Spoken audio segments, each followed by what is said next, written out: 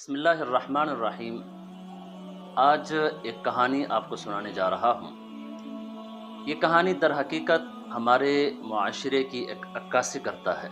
ایک لومڑی کے اوپر پتھر آ کر گرا، جس کی وجہ سے اس کا دم کٹ گیا۔ دوسری لومڑی نے اس سے پوچھا کہ تم نے اپنا دم کیوں کٹوا دیا ہے؟ پہلی لومڑی جھوٹ بولتے ہوئے کہا، مجھے لگتا ہے جیسے کہ میں ہوا میں اڑ رہی ہوں اور یہ بہت مزے کی بات ہے۔ یہ سن کر دوسرے لومڑی نے بھی اپنا دم کٹوا دیا، لیکن جب اسے شدت کی تکلیف ہوئی، کوئی مزہ محسوس نہ ہوا، تو اس نے پہلی لومڑی سے پوچھا، تم نے مجھ سے جھوٹ کیوں بولا ہے؟ پہلی لومڑی نے کہا، اگر میں نے تم سے سچ بتا دیا تو باقی لومڑیاں اپنے دم نہیں کٹوائیں گے اور وہ ہم پر ہنسیں گے۔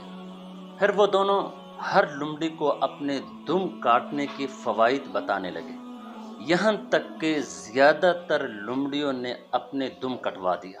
جب وہ کسی لومڑی کو دم کے ساتھ دیکھتے تو اس پر ہنسنے لگے اور اس کا مذاق اڑانے لگے۔ دراصل یہ ایک کہانی ہے، فرضی کہانی ہے۔ جب معاشرے میں فساد عام ہو جاتا ہے تو نیک لوگوں کو ان کی نیکی پر طعنے دیے جاتے ہیں، اور قرآن کریم نے بھی ہمیں اس حقیقت سے آگاہ کیا ہے۔ جیسے سورۃ الاعراف کے اندر اللہ تبارک و تعالیٰ نے قوم لوط کے واقعے کو ذکر کرتے ہوئے فرمایا، حضرت لوط علیہ السلام نے اپنے قوم سے اس برے فعل کو چھوڑنے کا کہا تو انہوں نے آگے سے یہی کہا کہ اس کو اس بستی سے نکال دو، اخرجوا من قریتکم، اس کو اس بستی سے نکال دو، یہ بڑا پاکیزہ بنتا ہے۔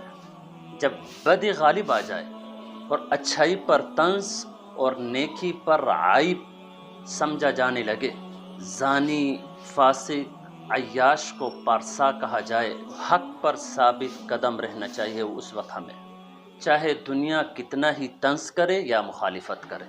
تو آج اگر ہم اپنے سوسائٹی کے اوپر نظر دوڑائے، یہی سب کچھ ہمیں ہوتے ہوئے نظر آ رہا ہے۔ جھوٹ کو سچ اور سچ کو جھوٹ سمجھا جا رہا ہے۔ اللہ تبارک و تعالی ہمیں سمجھ نصیب فرمائے۔